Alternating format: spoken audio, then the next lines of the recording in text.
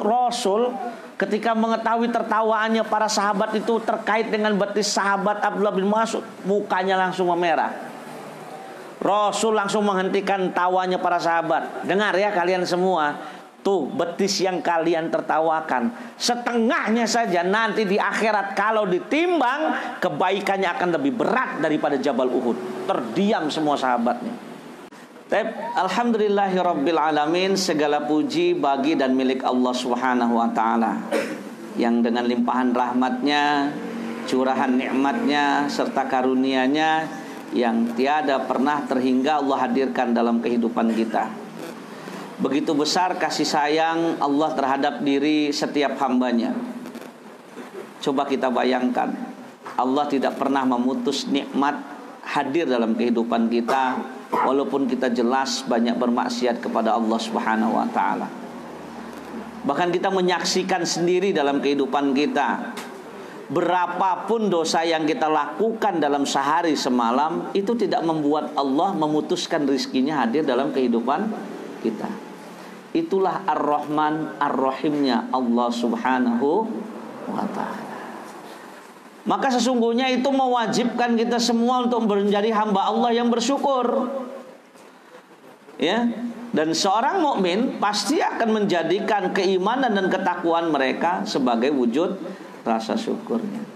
Dan kita berdoa semoga hadirnya kita semua di ruangan ini, ketika kita meringankan langkah kaki kita, kita mengikhlaskan hati kita untuk bisa datang ke majelis ini kita niatkan sebagai salah satu bentuk wujud rasa syukurnya kita kepada Allah Subhanahu wa taala atas setiap nikmat yang Allah limpahkan, yang Allah hadirkan dalam kehidupan kita. Amin ya rabbal alamin. Ikhwani fillah arsyadakumullah. Malam hari ini tema kajian kita adalah sirah sahabat, dan yang akan kita bahas adalah sahabat Abdullah bin Mas'ud. Ini belum bahas sudah berdiri duluan ini, bulu-bulu halus saya ini. Ya. Ikhwani fillah arsyadakumullah. Yang akan kita bahas adalah sahabat Abdullah bin Mas'ud radhiyallahu anhu. Abdullah bin Mas'ud radhiyallahu anhu salah satu sahabat yang tidak termasuk dalam satu hadis al-ashrah mubasyir bil jannah, 10 orang yang dijamin masuk surga. Tapi kisah-kisah dalam kehidupannya cukup membuat saya sedikit rodok bingung dari mana saya harus memulainya. Karena memang Masya Allah beliau ini boleh dikatakan lingkaran dekatnya Rasulullah Sallallahu Alaihi Wasallam. Ya, bahkan beliau ini atas seizin Allah Subhanahu wa taala merupakan salah satu mukjizatnya Rasulullah sallallahu alaihi wasallam. Dikatakan mukjizat seperti ini karena Rasulullah sallallahu alaihi wasallam pernah mengatakan, siapa yang ingin melihat syariat Islam dalam bentuk berjalan sebagai seorang manusia, maka lihatlah Abdullah bin Mas'ud. Dan beliau adalah orang yang dikategorikan hampir mirip sekali dengan Rasulullah sallallahu alaihi wasallam dalam setiap perilakunya. Bahkan bisa dikatakan beliau sebagai bayangannya Rasulullah sallallahu alaihi wasallam. Jazakallahu khair.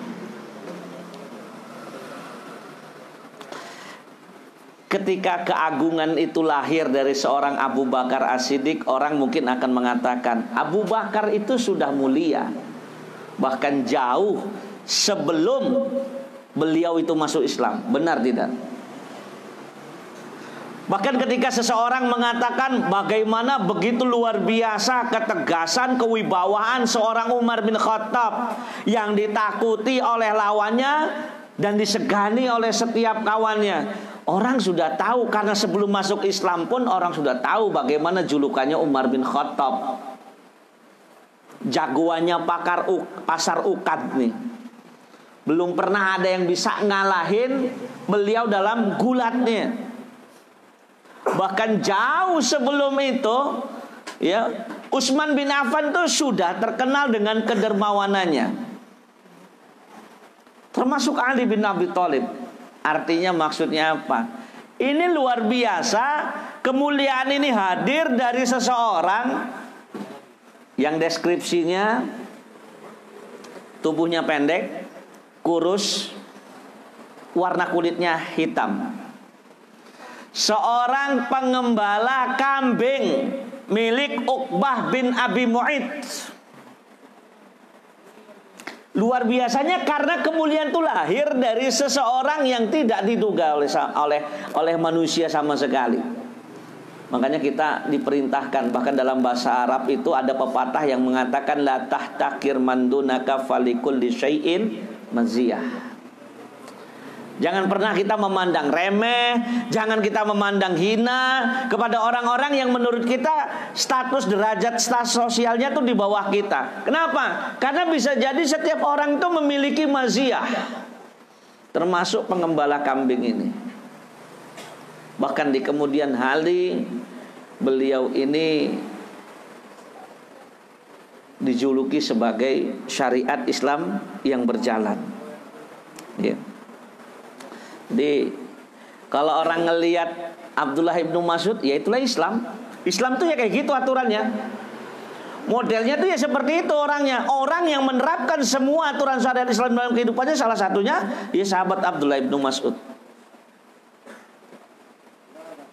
Ini luar biasa. Saya tuh sampai sore tadi tuh berpikir keras. Saya ini mau mulainya dari mana ya? Semuanya serba bagus.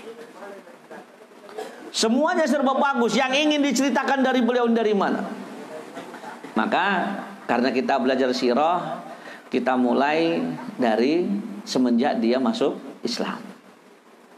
Saya belum bisa mendapatkan beliau ini berapa perbedaan umurnya dengan Rasulullah Sallallahu Alaihi Wasallam. Mungkin bacaan saya yang masih kurang banyak seperti itu. Yang bisa dipastikan beliau ini meninggal di tahun 32 Hijriah, ya, pada usia sekitar 60 sekian tahun. Ya. Beliau dalam salah satu sumber sejarah menjadi orang ke-6 yang masuk Islam. Jadi benar-benar as-sabiqunal awwalun minal muhajirin. Dan beliau termasuk orang-orang yang berhijrah. Keislaman yang awalnya hanya didasarkan pada sebuah peristiwa ketika beliau sedang mengembalakan hewan ternak milik Uqbah bin Abu Mu'ayth di sebuah padang. Tiba-tiba datanglah Rasulullah sallallahu alaihi wasallam kepada beliau bersama dengan pada saat itu Abu Bakar As-Siddiq radhiyallahu anhu.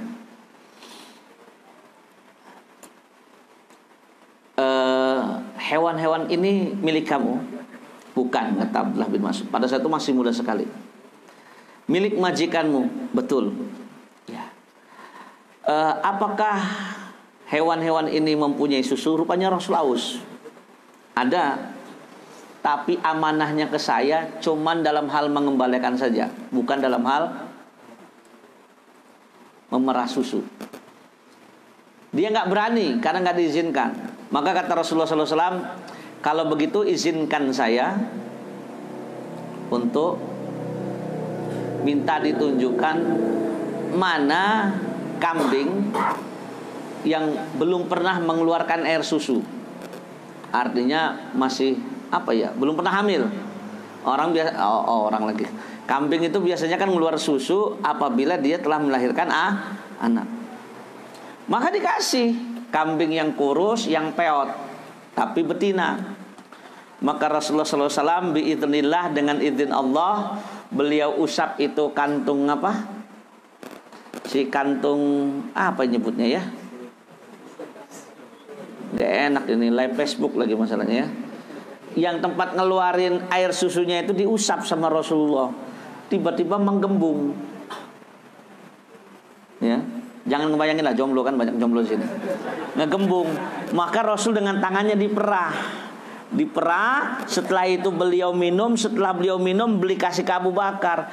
Abdullah bin Mas'ud, beliau itu terbengong-bengong. Ya, habis itu beliau berdoa kepada Rabbnya, berdoa kepada Allah, diusap lagi, kempes lagi, makin bingung dia. Maka dia mengatakan, Tuhan, ajarkan kepada saya kata-kata yang Tuhan ini kan tadi. Oh ya sudah, katanya, kamu pergi dulu, pulang dulu, mandi dulu. Maka tidak lama, hanya dengan perantara melihat mukjizat di hadapannya, maka beliau masuk Islam. Dan satu sumber mengatakan beliau orang yang ke-6 masuk Islam.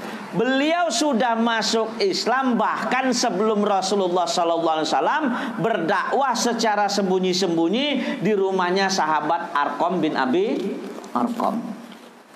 Artinya di satu sisi ini antum semua sudah paham, memang beliau ini adalah orang-orang yang dimuliakan dengan masuk Islam yang pertama kali. Ingat ya, sabiqunal awwalun sampai diulang-ulang ya, dalam hadis, dalam Al-Qur'an, as-sabiqunal awwaluna minal muhajirin wal ansor. Karena beda pahala antara sabiqunal awwalun dengan at-tabi'un, orang-orang yang mengikuti. Antum di sebuah daerah pertama kali mengawali hidupnya sebuah sunnah, pahalanya berbeda dengan orang yang ketika datang sunnah sudah banyak dikerjakan, maka dia tinggal mengikutinya saja. Kalau bahasa Indonesia, pelopor tuh pahalanya beda dengan orang yang ikutan. Jadi di satu tempat nggak ada yang berpenampilan sunnah, antum mengawali. Selain mengawali, antum mengajak, maka pahala antum beda dengan orang-orang yang memang lingkungannya sudah Islami dan mereka ya ikut-ikutan Islami. Ya. Dan itu merupakan salah satu keistimewaan Abdullah bin Mas'ud seperti itu. Ya. Jadi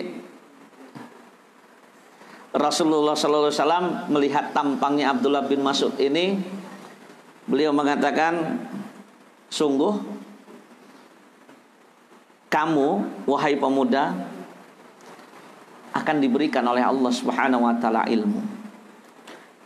Ya karena yang mendoakan Rasulullah ya jadi kan. Abdullah bin Mas'ud didoakan begitu, Abdullah bin Abbas didoakan begitu. Bahkan Abdullah bin Abbas itu sampai didoakan, Allahumma faqihu fiddin wa'allimhu ta'wil. Ya Allah, pakihkan anak ini dalam masalah agama ya Allah, dan pahamkan dia masalah tafsir. Makanya lihat dalam sejarahnya para sahabat, Abdullah bin Mas'ud jadi fuqahanya para sahabat, Abdullah bin Abbas jadi mufassirnya para sahabat. Dan keistimewaan pembicaraan Rasulullah pasti benar, karena Rasulullah itu terjaga dari kesalahan. Beliau itu maksum. Bahkan dengan tegas Allah mengatakan, wa may yantiqu anil hawa in huwa illa wahyu yuha. Rasul itu tidak berkata mengikuti hawa nafsunya, tapi beliau berkata mengikuti apa yang diwahyukan. Dan ternyata pembicaraan beliau benar. Antum bayangkan, Al-Quran ada berapa surat? 114. 70-nya itu didengarkan langsung oleh sahabat Abdullah bin Mas'ud dari lisan langsungnya Rasulullah Sallallahu Alaihi Wasallam. Seperberapanya itu? Telinga beliau mendengarkan langsung 70 surat dalam Al-Quran dari lisannya Rasulullah SAW. Kalau sahabat yang lain kan masih dengar dari sahabat yang lainnya, masih ada perantaranya. Ini beliau langsung. Bahkan kedekatan beliau bersama dengan Rasulullah ini mengalahkan kedekatannya beliau dengan sahabat Abu Bakar, Umar dan Utsman segala macam. Karena beliau ini salah satu sahabat yang ternyata dikatakan tidak ada hijab. Yang lain tuh kalau menemui Rasulullah itu harus memerlukan izin. Kalau beliau tidak. Bahkan selama di periode di Madinah, di Mekah, beliau ini menjadi pelayannya Rasulullah Sallallahu Alaihi Wasallam yang menyiapkan segala macam keperluannya Rasulullah Sallallahu Alaihi Wasallam.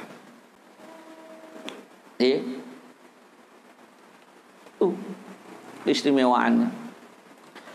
Lebih istimewanya lagi karena memang kembali lagi disandarkan. Lebih istimewanya karena beliau ini orang nggak mampu. dari kalangan rakyat jelata. Taruhlah kalau kita melihat, antum lihat ya Khulafaur Rasyidin ya, Abu Bakar, Umar, Utsman, Ali. Abu Bakar Bani Taim, Umar dari Bani Adi, Utsman dari Baninya siapa? Mahzum. Ini Ali bin Abi Thalib dari Bani Hashim. Mulia semua. Abdullah bin Mas'ud dari rakyat jelata. Kalau di Bali itu ada kastanya itu Brahmana, di bawah Brahmana ada Satria, di bawahnya Satria ada Waisa, di bawahnya Waisa ada Sudra. Sudra ini yang kasta paling rendah. Nah, Abdullah bin Mas'ud ini. Tapi keutamaan yang Allah timpakan, yang Allah tempelkan, yang Allah rekatkan kepada sahabat-sahabat yang mulia, itu juga Allah rekatkan dalam jiwanya sahabat Abdullah bin Mas'ud radhiyallahu anhu. Bahkan ada satu surat yang membela sahabat Abdullah bin Mas'ud, surat Al-An'am ayat 52. A'udzubillahi minasyaitonirrajim. Wala tatrudil ladina yad'una rabbahum bil ghadawah wal 'ashyi yuriduna wajhah. Jangan kamu mengusir orang-orang yang menyeru Rabb-nya di pagi hari dan di petang hari, sedangkan mereka menghendaki keridhaan dari Rabb-nya. Ya, ma'alaika min hisabihim min syai' wa man hisabika 'alaihim min syai' fatatrudahum fatakuna minadh-dhalimin.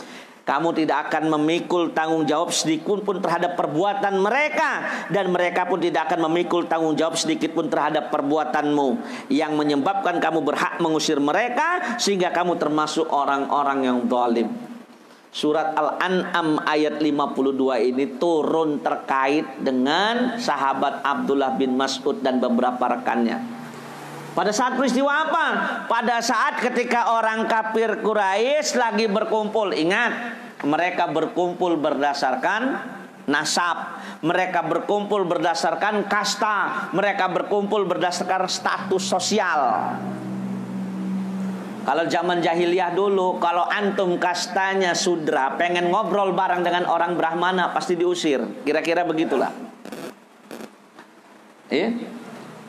Nah, Rasul sedang berbincang-bincang bersama dengan beberapa pembesar kafir Quraisy. Tiba-tiba datanglah sahabat Abdullah bin Mas'ud dengan beberapa kalangan sahabatnya yang memang berasal dari kalangan pesuruh.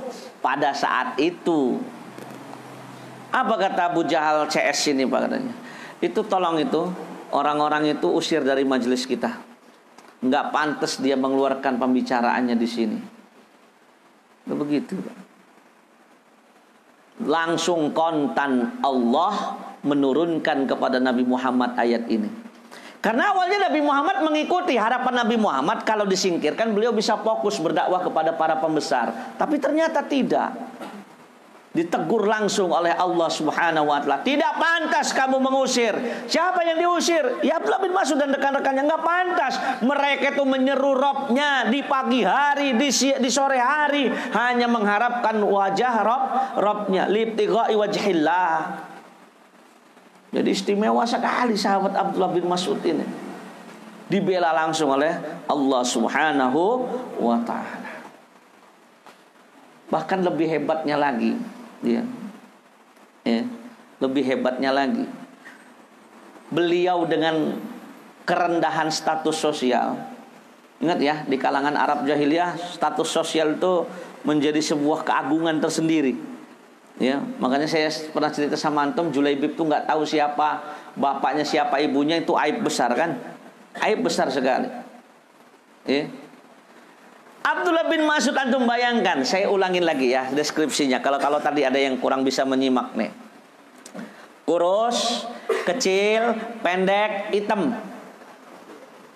Bukan berasal dari kalangan bangsawan, tapi beliau dimuliakan oleh Allah. Salah satunya lagi setelah yang tadi saya ceritakan, karena beliaulah orang yang pertama kali membacakan Al-Quran di hadapan para pembesar kafir Quraisy. Bukan Umar, bukan Abu Bakar, tapi adalah sahabat Abdullah bin Mas'ud. Ya, itu berdasarkan riwayat dari Yahya bin Urwah bin Zubair. Ya, Jadi tatkala para sahabat Rasul berkumpul, ada di antara mereka yang mengatakan, demi Allah, para pembesar Quraisy itu belum pernah ada yang mendengarkan langsung firman-firman Allah Subhanahu wa taala. Harus ada di antara kita yang membacakannya. Maka kemudian para sahabat terdiam, rupanya ngukur kekuatan. Antum bayangkan ya, tempat berkumpulnya orang-orang pembesar kafir Quraisy itu kan di Darun Nadwah. Dulu tempatnya di sisi Ka'bah, Darun Nadwah itu. Isi-isinya dedengkot-dedengkot semua itu. Abu Jahal, Abu Lahab, Umayyah bin Khalaf, dan pembesar-pembesar yang lainnya lah pokoknya. Nah, di antara sahabat-sahabat sedang mikir, tiba-tiba berdiri sahabat Abdullah bin Mas'ud, saya aja. Bukan sahabatnya, jangan katanya, cari bala kamu, tenang saja katanya. Ya, kamu nggak ada yang melindungi. Kalau yang melakukan kayak Umar, ada Bani Adi yang melindunginya, ya kan? Ada orang yang menjadi pelindungnya. Kata sahabat Abdullah bin Mas'ud apa? Yang jadi pelindung saya Allah Subhanahu wa ta'ala. Terdiam, tercekat semua. Tuh, insyaallah ya. Qulil haqqa walau kana murannya itu benar-benar real sahabat Abdullah bin Mas'ud. Benar. Disamperin para pembesar kafir Quraisy itu, lagi kumpul, dia berdiri, kemudian dia membaca firman Allah. A'udzubillahi minasyaitonirrajim. Bismillahirrahmanirrahim. Ar-Rahman 'allamal Qur'an. Jadi ngedengar beliau baca surat Ar-Rahman tuh, orang kafir Quraisy tengok kiri tengok kanan. Ini anak kenapa ya katanya? Kalau bahasa kerennya, nih bocah ngapa ya? Ya, minta kena tempeleng. Itu ibarat kata begini nih. Ya, antum ngadep ke penguasa, ngebacain dosa-dosanya penguasa. Berani gak kira-kira? Dengan keyakinan, urusan mati mau urusan Allah, pelindung saya Allah. Itu kan cari mati sebenarnya. Begitu ngelihat, ini mengejek kita katanya, tinjuin. Muka lebam-lebam sudah selesai, ya kan? Balik lagi ke hadapan para sahabat. Tuh kan kata sahabat, apa kami bilang, kamu menghadap pelindung.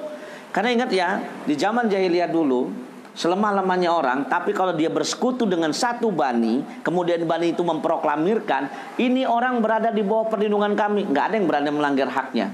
Mau mukul tuh mikir-mikir, janganlah katanya. Kenapa? Dia dilindungi sama bani ini. Kalau dia pukul, maka bani itu berhak memerangi kita. Abdullah bin Mas'ud nggak ada dekingan. Jadi bonyoklah mukanya itu. Begitu menghadap, tuh kan ini yang tidak kami kehendaki. Engkau mendapatkan perlakuan yang tidak menyenangkan. Tapi apa kata Abdullah bin Mas'ud? Apakah kalian hendak saya mengulangi bacaan? Enggak usah kata sahabat.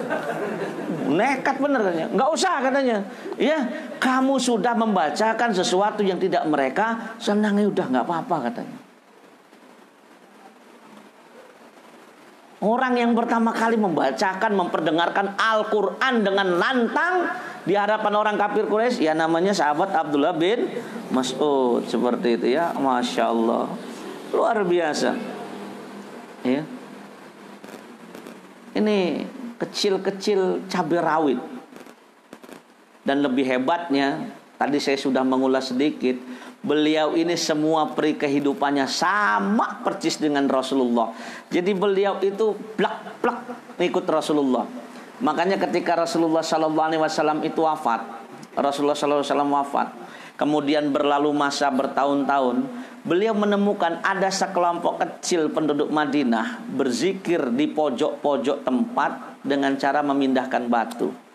Subhanallah, subhanallah, subhanallah. Ditanya sama sahabat Abdullah bin Mas'ud, kalian ngapain? Kenapa kalian berzikir seperti itu? Jawabannya orang-orang ini, yang tidak ada yang kami inginkan kecuali kami ingin mendapatkan kebaikan. Karena bagi mereka ternyata berzikir dengan cara memindahkan batu itu lebih memudahkan mereka. Apa jawaban sahabat Abdullah bin Mas'ud? Berapa banyak orang yang menginginkan kebaikan, tapi yang mereka dapatkan adalah keburukan dalam agama mereka. Karena memang Rasul sudah mengajarkan Pak bagaimana cara berzikir dengan membilang dengan jari jemari yang ada di tangan kita. Biar jari kita juga ikut bertasbih, biar jari kita juga ikut bertakbir, bertahlil, bertahmid. Walaupun kalau dalam ranah dunia fikih orang ingin berzikir dengan sabbahah, pasti pernah ada yang memperbolehkan. Saya yakin sekali. Dan tafadhol silakan. Lana amaluna walakum a'malukum. Tapi bagi seorang sahabat Abdullah bin Mas'ud yang dicontohkan oleh Rasulullah, itulah yang akan dia tiru. Karena dia yakin tidaklah sesuatu dilakukan oleh Rasulullah melainkan terkandung kebenaran yang ada di dalam. Jadi beliau itu apapun metode Rasul itu beliau lakukan. Cara zikirnya, cara salamnya, ya mungkin cara bersinnya pun amat sangat diikuti oleh sahabat Abdullah bin Mas'ud radhiyallahu an. Ya. Dan beliau ini Pak, hebatnya lagi, termasuk sahabat Rasulullah SAW yang dikaruniakan kesempatan 2 kali berhijrah. Yang pertama beliau menyempatkan dirinya berhijrah dari Mekah ke Habasyah. Ya, kalau beliau berhijrah memang sesuatu yang dianjurkan. Kenapa? Beliau nggak punya sekutu, Pak. Cuman pengembala kambing, beriman, budak disiksa. Kalau majikannya Muslim masih punya kekuatan. Ya, masih punya kekuatan. Tapi beliau ini bukan budak, tapi miskin, pengembala, nggak punya dekingan. Datang perintah hijrah beliau ke Habasyah. Habasyah itu kalau sekarang Ethiopia, jadi miskin begitu ya. Padahal masya Allah ya, Habasyah itu salah satu negeri yang disebut-sebutkan itu dalam Al-Quran, dalam hadis. Ya, walaupun nanti yang bakal menghancurkan Ka'bah, yang setelah dihancurkan nggak bakal bisa dibangun kembali, ya laki-laki dari Habasyah. Nanti Pak, cirinya dari Habasyah kakinya bengkok letter O. Itu nanti yang akan menghancurkan Ka'bah tanpa bisa dibangun kembali. Tapi nanti ya itu ceritanya seri akhir zaman itu ya, sabar. Ini kita masih serinya Abdullah bin Mas'ud. Jadi beliau berhijrah ke Habasyah. Bahkan setelah berhabasyah, beliau pulang, datang perintah berhijrah ke Madinah. Beliau pun ikut berhijrah ke Madinah. Bagi beliau ini 2 kali hijrah. Padahal kan para muhajirin tahu sendiri kan pahalanya seperti apa kan? Hijrah. Dan para sahabat mah hijrahnya hijrah beneran, Pak. Saya sudah cerita berkali-kali esensi hijrah di sini. Betul tidak? Hijrah itu bukan nyari zona aman, cuman sekedar pindah nongkrong, pindah komunitas. Tapi hijrah itu hijrah segala-galanya. Meninggalkan keluarga, meninggalkan harta benda, meninggalkan kebiasaan buruk. Hijrah pokoknya. Resiko tanggung belakangan. Dan beliau itu lakukan. Sampai kemudian beliau diizinkan oleh Allah Subhanahu wa taala sampai ke Madinah. Dan nanti ada satu peristiwa di perang Badar yang amat sangat memuliakan beliau. Memuliakan beliau karena beliau diizinkan oleh Allah menjadi salah satu di antara 4 orang yang dikaruniakan oleh Allah kemampuan untuk membunuh Abu Jahal. Abu Jahal itu jangan ketarik ya. Abu Jahal itu selain pemimpin Quraisy, dia juga panglima perang. Jago berperang lah, main pedang dan segala macamnya. Selama di Mekah, Abu Jahal ini paling sering menyiksa Abdullah bin Mas'ud kalau dia ketahuan sendirian tidak bareng-bareng dengan sahabat-sahabatnya yang lain. Itulah makanya berjuang sendirian itu nggak boleh. Berjuang tuh harus bersama dengan sahabat, harus bersama dengan jamaah. Jadi beliau sering benar disiksa dengan cara kakinya diinjak. Rupanya memang perang Badar itu jadi medianya Allah Subhanahu wa taala untuk membalikkan bukan membalikkan perakiraan semua manusia ya. Lihat. Nanti ada kisah sendiri Bilal bin Rabah ya. Bilal bin Rabah itu kan hampir tiap hari Pak disiksa sama Umayyah bin Khalaf. Tapi lihatlah di lembah Badar, Allah hinakan Umayyah bin Khalaf, budak yang dulunya dia caci, dia maki, dia siksa tiap hari, ternyata menjadi wasilah nyawanya melayang. Abu Jahal juga sama, tiap hari nginjekin kakinya sahabat Abdullah bin Mas'ud karena dipandangnya nggak bakal bisa ngelawan, dipiting, dibanting. Tapi di perang Badar, ketika dua-duanya memegang senjata, Allah karuniakan. Memang yang membunuh Abu Jahal itu dalam riwayat ada 4 orang, Pak. Ya. 2 anaknya Afra, satunya Muawid, satunya Abdullah bin Mas'ud. Yang ngelukain pertama kali 2 orang anaknya Afra. Tapi yang nebas kepalanya sampai buntung, palanya ditenteng-tenteng itu ya sahabat Abdullah bin Mas'ud. Sahabat Abdullah bin Mas'ud. Ya, ngelihat Abu Jahal palanya ditenteng itu kan ya, lemah semua pasukannya. Ya, dulu begitu, Pak. Kalau pasukan dikalahkan, pimpinannya itu kepalanya sudah bisa dipegang sama salah satu lawannya, ditunjukkan, berarti Anda kalah. Kira-kira kita kalau main paintball ngerebut bendera itu kayak gitulah. Bendera itu ibaratnya rajanya. Kalau rajanya udah kepegang, Pak, berarti udah matilah, nyerah kita. Allah muliakan benar, Pak. Ya, Allah muliakan benar. Episode perang nih ya, tidak pernah terlepaskan dari berjihad bersama dengan Rasulullah Sallallahu Alaihi Wasallam. Dan kalaupun badannya kecil, nggak pernah jihadnya di belakang, di depan. Malah yang kecil-kecil itu kan yang badannya apa ya, rosa-rosa kalau kata saya. Kadang-kadang kalau yang kecil tuh gerakannya kiri kanan gitu. Kalau yang kayak saya ini kan ngegerakin perut aja susah gitu kan. Andalannya cuma satu, sekali tebas pokoknya dengan tenaga. Kalau luput, nah itu yang jadi masalahnya itu kan. Oh, kalau masih tenaga pertama orang sulit nahannya seperti itu, Pak. Sekuat tenaga, tapi ini enggak, lincah sekali. Kalau di perang Umar itu kelihatan bagaimana beliau itu lincahnya. Kiri kanan, sahabat kiri kanan, wah, itu luar biasa. Ya.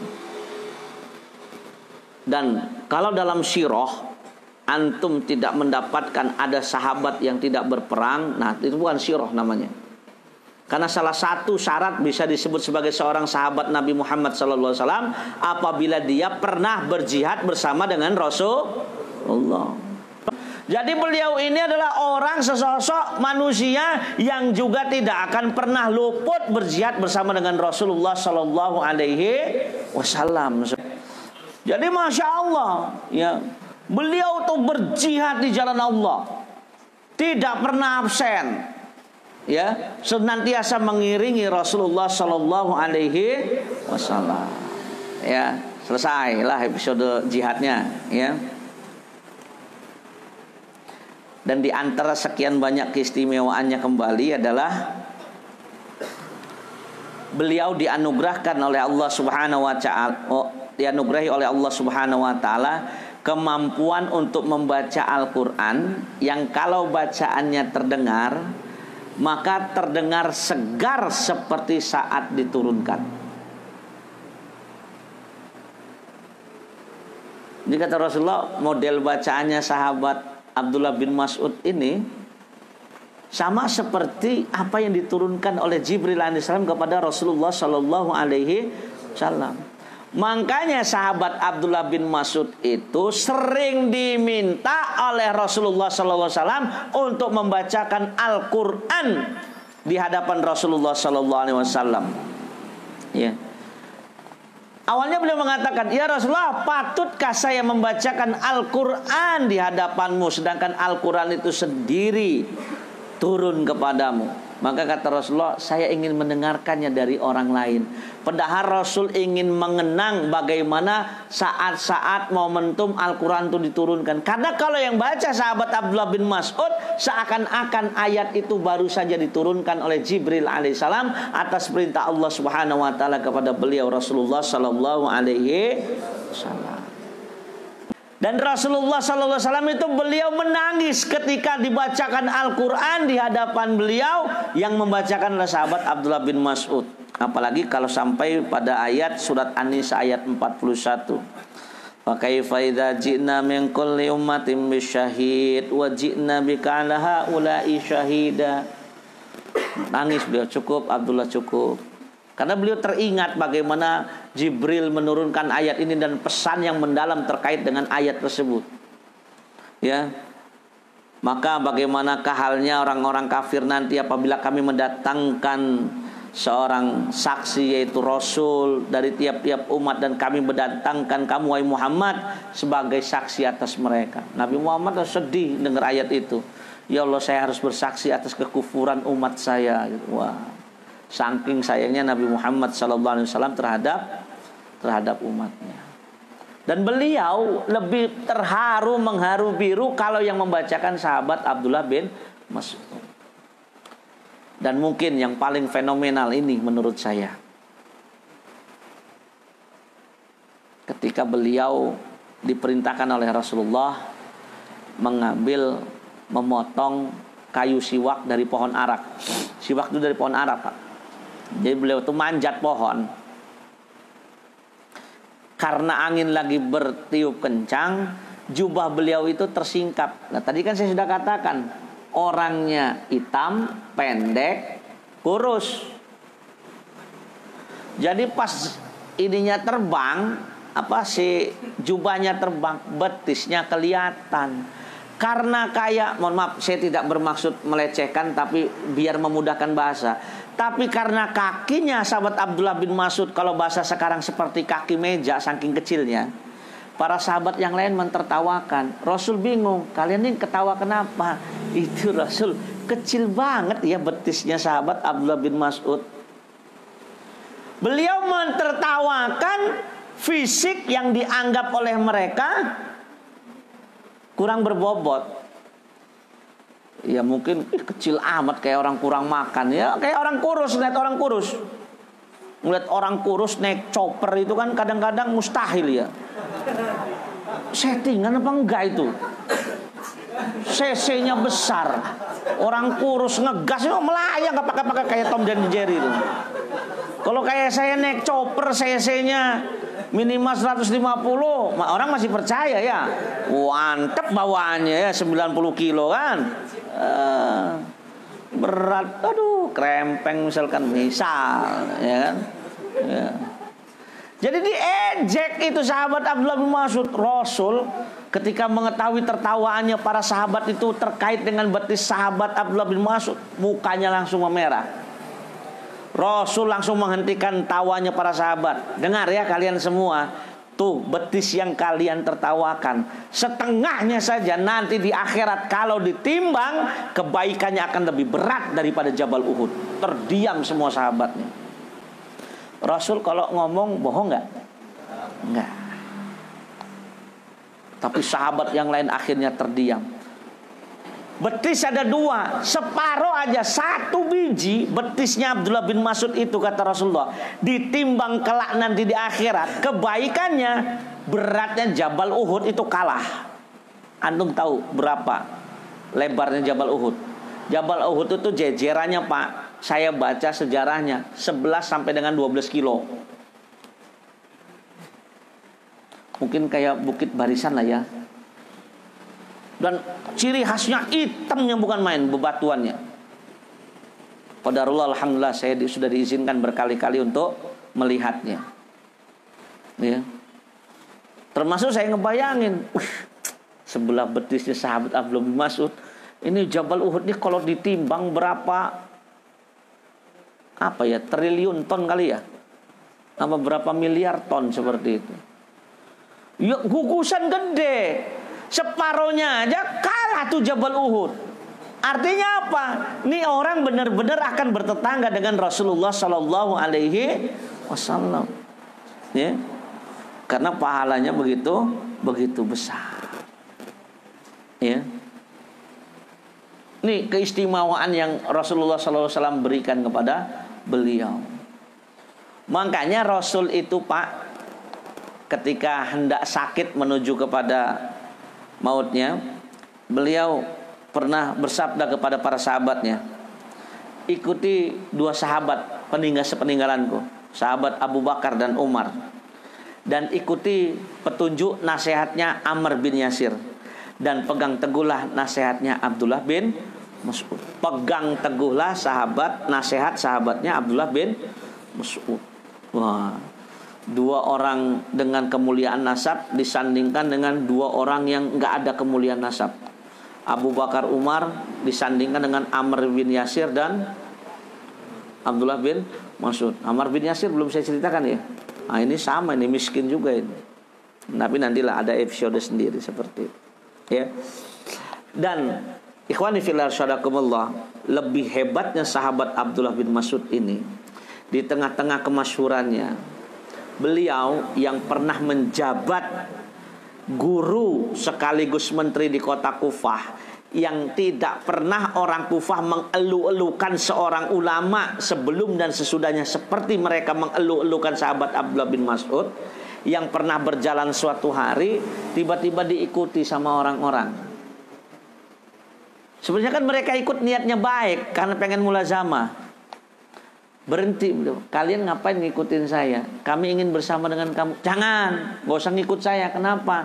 Kalau saja Allah membuka aib-aib saya di hadapan kalian, pasti kalian akan melemparkan tanah kepada saya.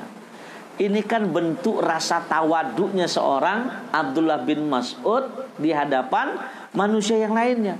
Padahal beliau ini Pak, Masya Allah, dianugerahkan kemuliaan yang tadi sudah saya sebutkan itu begitu banyak, begitu luar biasa. Ya. Di tengah-tengah makomnya beliau masih menyempatkan dirinya untuk mentawadukkan hatinya di hadapan manusia yang lainnya. Ya. Dan sahabat Abdullah bin Mas'ud bukan cuma sekedar istimewa di hadapan Rasulullah SAW, tapi juga sahabat Abdullah bin Mas'ud ini istimewa di tengah-tengah para sahabatnya Rasulullah Sallallahu Alaihi Wasallam. Bahkan beliau ini sering sekali dimintai oleh sahabat-sahabatnya pendapat terkait tentang suatu hukum. Nah, makanya beliau ini juga dijuluki sebagai fuqahanya para sahabat seperti itu. Ya. Jadi kalau saya ringkas ya, jadi kehidupannya cukup panjang sahabat Abdullah bin Mas'ud ini ya, sampai beliau ini menjadi sosok yang dikatakan mukjizatnya Rasulullah Sallallahu Alaihi Wasallam. Ya mukjizat bener lah Pak, dari from zero to hero. Dari nggak siapa-siapa. Ya. Coba antum teliti Al-Asyra Mubashir bil Jannah. 10 orang yang dijamin masuk ke dalam surga dengan apa? Dengan satu hadis langsung.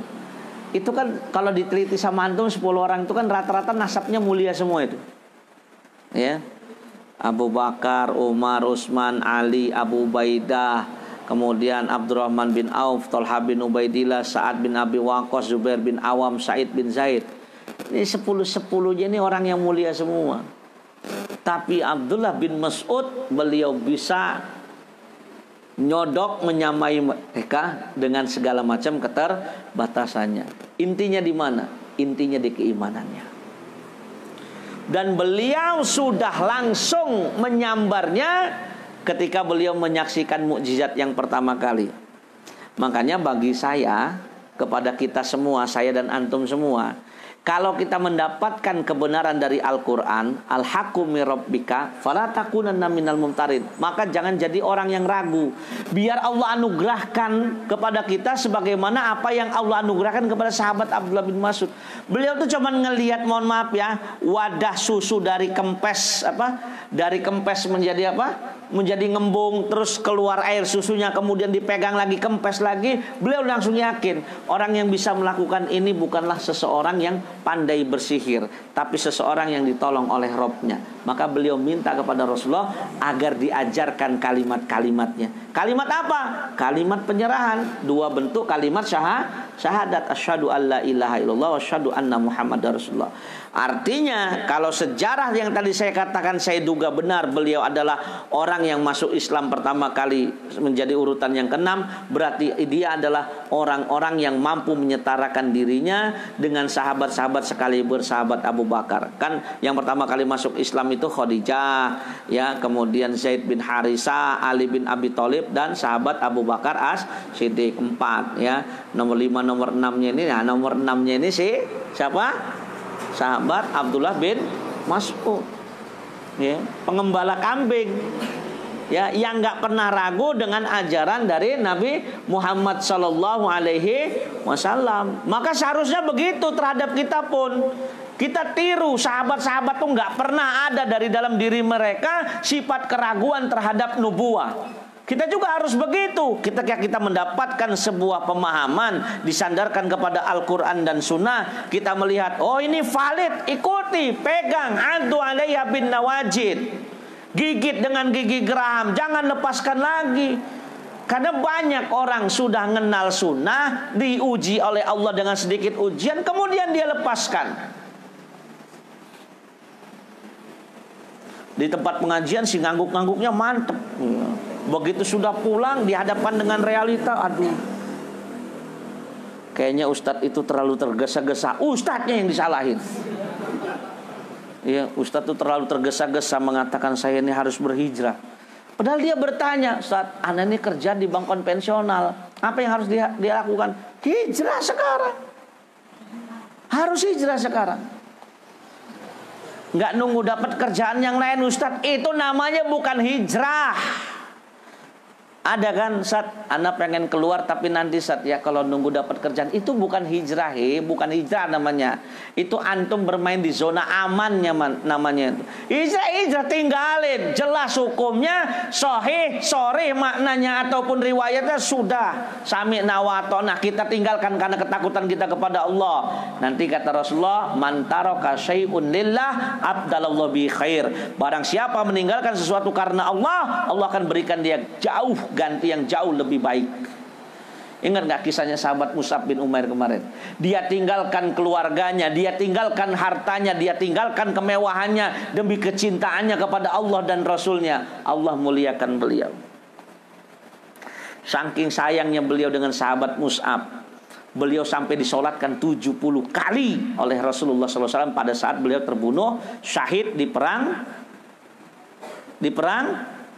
Uhud. Antum harus tahu tuh sejarah-sejarah yang seperti itu. Karena sejarah-sejarah seperti itu tuh membangkitkan motivasi bagi kita untuk menjalani kehidupan. Oh ternyata begini ya, ternyata begini. Ya. Dan inilah, ya. Mungkin saya tidak pandai bertutur kata, ya. Sahabat Abdullah Mas'ud ini memang banyak sekali episode kehidupannya. Cuman makanya tadi saya bingung itu, ini yang mana dulu gitu ya. Ya, mungkin saking bingungnya akhirnya lompat-lompat ceritanya.